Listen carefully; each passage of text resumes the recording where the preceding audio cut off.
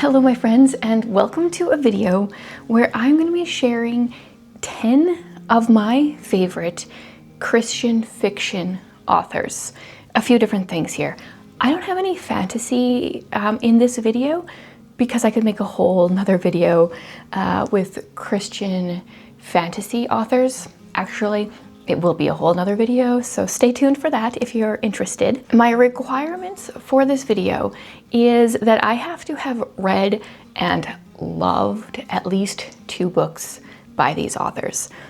Many of them I have read and loved many more than 10. Probably not many more than 10, but many more than 2. These are just all ladies that I feel like I can depend on. Surprisingly, yeah, there's not a single guy on this list.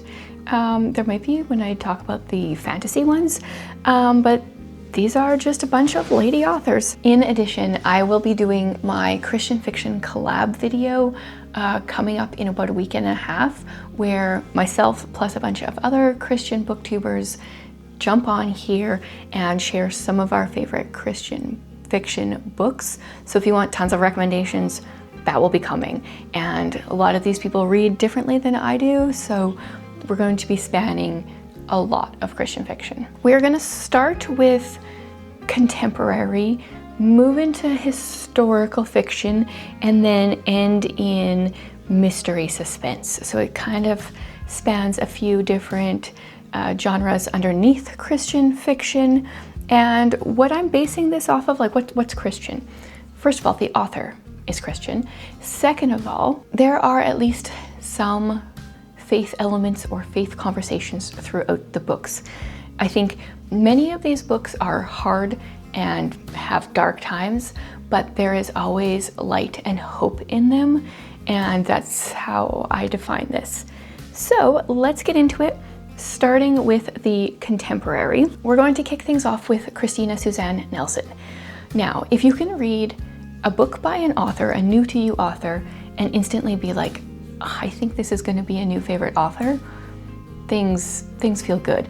And she is one of those authors. The very first book I read of hers is What Happens Next, which is contemporary, also does have a bit of a mystery element to it.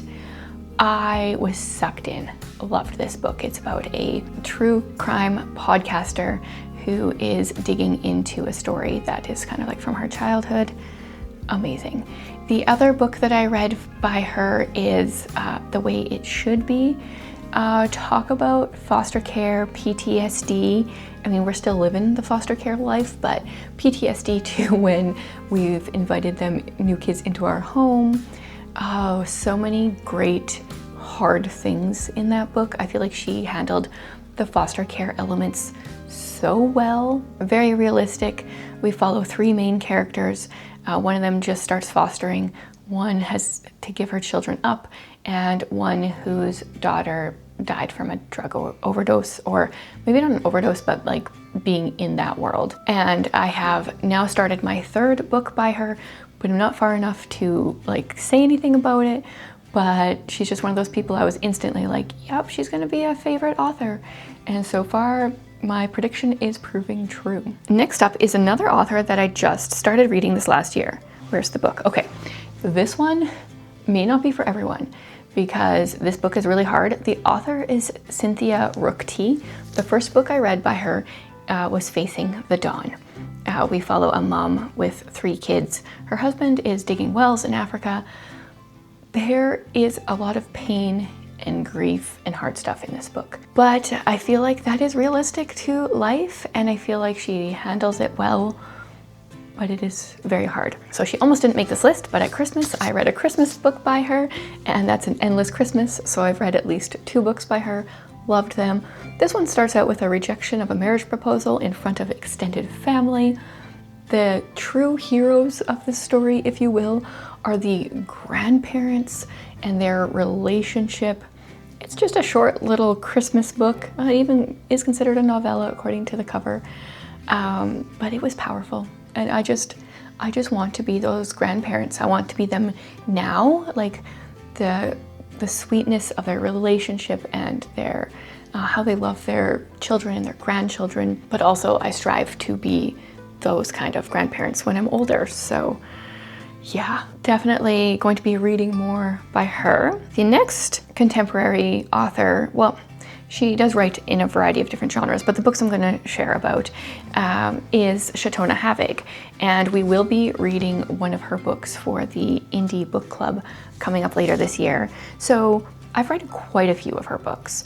My absolute favorites, because they are set in bookstores, are the, why am I blanking? The Bookstrings series books. So the first one is Twice Sold Tales, second one is Clock Tower Bound, and then there are a couple novellas.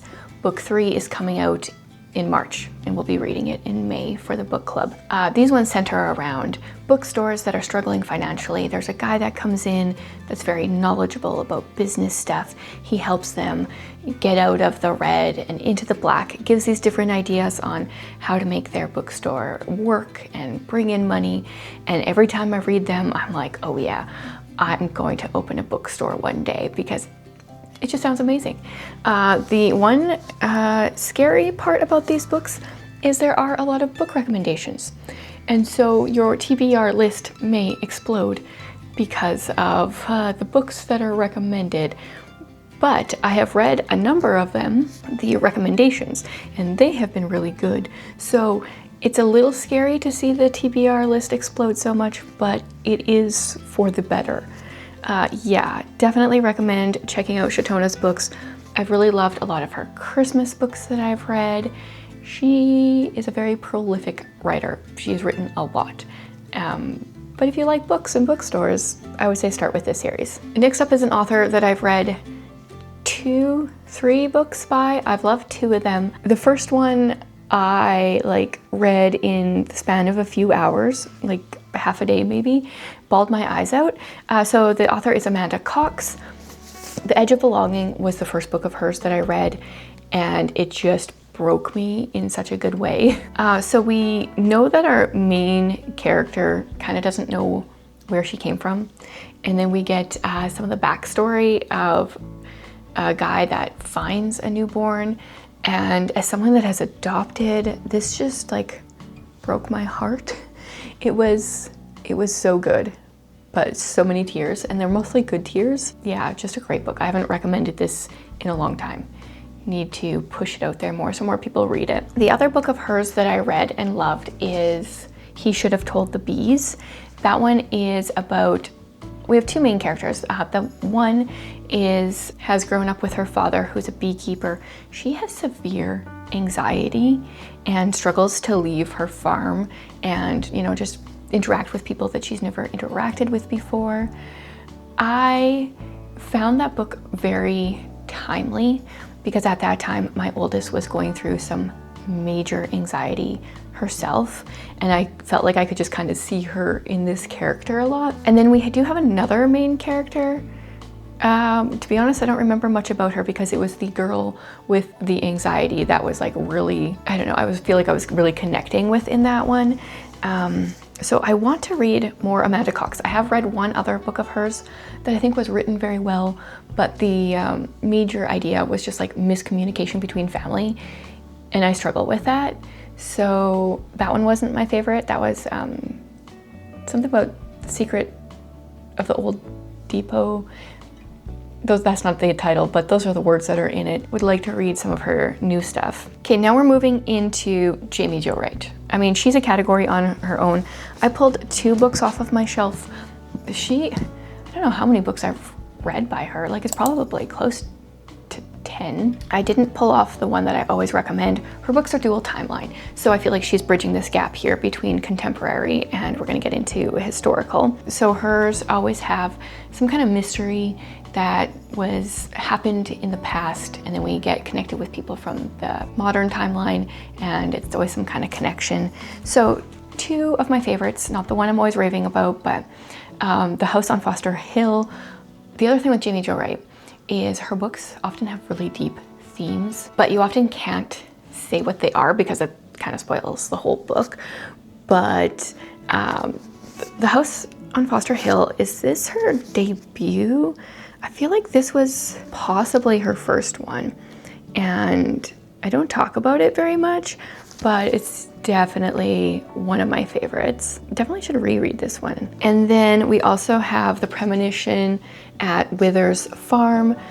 This one, we have a main character that seems to be going a bit crazy in the present timeline. This one's eerie. This one's definitely, I mean, I feel like she's a fall vibe as it is because her books are spooky and there's often like a ghost, but it's not a real ghost.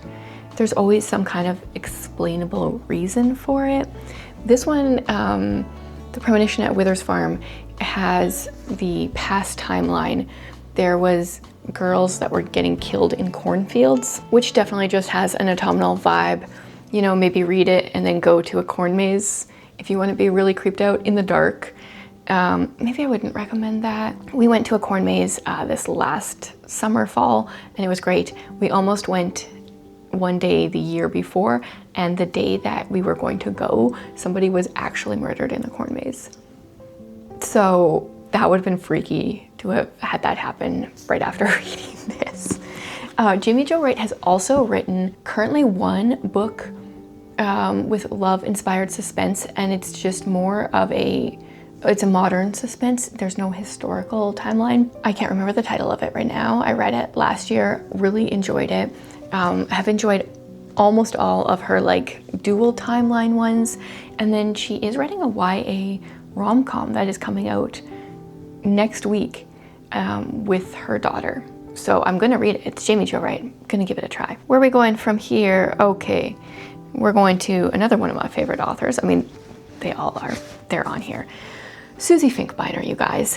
I have read 4 of her books, enjoyed all of them. I think I've given them all 5 stars, but 2 were like the shining stars. The first one I read was All Manner of Things.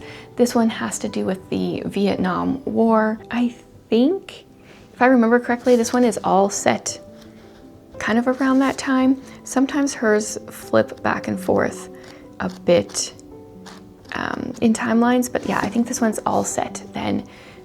Very well done. Our main character is Maggie, and I think she's like 17-ish at the time of this book. And then I think my absolute favorite of hers, possibly because it's got the adoption themes, is The Nature of Small Birds. This one follows 3 characters, but our main character is actually another member of the family. So we follow the mother in 1975 when they adopt a daughter from Vietnam. That daughter is our main character, but we never really get her point of view. Then in the 80s, I think 88, we're with the other daughter, their biological daughter. And then in 2010, we are at in the point of view of the father. Oh man, you guys, so well done. Many tears. Just loved it so very much. Definitely, I don't know if I would recommend starting with this book because they might be like, I'll be a little bit of a letdown after this, but it's definitely a must read. Okay, I've got one more in the historical category. The very first book I read by Joanna Davidson Politano was Lady Jane Disappears. And I felt like, oh, this is a Christian historical book that just feels different than a lot of other Christian historical books. I mean, there is a romance, but I don't know, it just had different vibes. So we have a girl whose father dies. It says he leaves her just 2 things, his famous pen name and his wealthy family, who want very little to do with her. And she doesn't know anything about her birth mom, so she goes to live with her father's wealthy family and tries to figure out some of her mother's history, who her mother is, and has like some slight gothic elements that I just loved. And then the other one of hers that I've loved the most is The Lost Melody, because this one definitely has some gothic vibes. Most of the book takes place in an asylum. We've got a girl that goes to work at an asylum. It's very hard to say, because her father in his will says something about it. There's something suspicious. So she goes to work there to try to figure out what's going on. And it doesn't take very long before all of a sudden she is committed. And the anxiety this book induced in me, that feeling of like, oh my goodness, what if you were accidentally committed? And like, how do you try to get out? How do you explain to people that you're not crazy without sounding completely crazy? So good, so well done, so gothic. I don't want to be in a Victorian, I think it's Victorian or Edwardian asylum. That's not for me, but it sure is fun to read about. Now we're gonna move into the mystery suspense side of things. One of my favorite authors is Carrie Stewart Parks. She used to be a forensic scientist, and all her books, usually the main character, not a forensic scientist, a forensic artist. Usually the main character is a forensic artist, or there is elements of that. She brings elements of that into her books. So a couple of favorites for me is A Cry from the Dust. Surprisingly, this is a favorite, even though I'm not a huge fan of our main character in here. She's very focused on herself, but this book goes places that I loved that I won't say due to spoilery reasons. This is the first book in the Gwen Marcy series, and Gwen Marcy is our main character. Thankfully, I feel like she gets less annoying throughout the rest of the series. So if you can stick with it, get to the end of this, you'll hopefully be mind blown and want to continue the series. I chose a few of her books to move with us because I owned like all of them. Another one of my favorites is Fragments of Fear. This one, now that I'm reading the back of it, I'm like, oh, I need to reread this because I forgot about all this. So it starts out, I can't remember if, yes, we start out at a funeral. So our main character, her fiance, has apparently committed suicide. And so we start out at his funeral. And then I think it's like when she's driving away from there, she gets a call from the pound that her dog is about to be put down, except she doesn't have a dog. But this dog has been microchipped with her information on it. Very intriguing, very gripping right from the beginning. And I feel like it's been a while since she released a book. I haven't read a new one from her in a long time. Hopefully soon. Two more in this category and then we are done. And these are both like relatively new to me. The first one I've been reading for like the last year and a half, instantly became a favorite right from the beginning, right from the first book, and that's Jessica R. Patch. My favorites, oh man, how do I choose my favorites by her? Well, I'll just put a series down. Her FBI Strange Crimes series, I love. And I'm so thankful that they are love-inspired suspense books without the love-inspired suspense looking covers. I love the covers of this series. So we follow a different member from this FBI Strange Crimes unit in each book, and they're solving weird crimes. We've got the nursery rhyme killer in one. There's like girls that are being tattooed with flowers all over their bodies in the other, and I forget what the other one is, but they're just so well done. Very intense, but very good faith elements. And she has been saying that this book is actually not stopping at a trilogy. We're going to keep going, which I'm so thankful for because I've just loved the series. I think if I had to pick one other favorite of hers, it would have to be The Other Sister. This one is definitely more thriller than suspense. We follow girls that find out about each other. They're twins, and they just find out about each other and decide to swap places. But when we get the poor girl that swaps places with the rich girl, she instantly realizes there's a lot of stuff going on in the rich girl's life. Her friends kind of all hate each other, even though they like show a good front, and they're like, they call themselves the Pinks. They're the perfect sorority girl type vibe, but they're really not. And there's also a serial killer that's like on the outskirts of her circle. Yeah, really enjoyed that one. Very twisty, very dark, but lots of surprises. And I'm just committed to reading all of her books. The last author is fairly new to me. I've only read her books in the last year, and that's Christy Barrett. The first book I read last summer or so, called The Killer's Therapist. So our main character is a therapist for ex-cons. And right at the beginning, one of her like poster children, like the one that's had the most turnaround in his life, is accused of murder. And so she wants to trust him, but obviously it's a bit hard. So we follow that and pretty quickly get sucked into some murders. The other one I just read this month, also most of her books, possibly all of them, are on Kindle Unlimited. So that's great. Plus she's also a very prolific writer. I read Just the Nicest Person in January, and this is the first book out of 11 in her True Crime Junkies series. I'm going to be diving into that. She's written all 11 books in less than 3 years, so she seems to be writing quite a bit.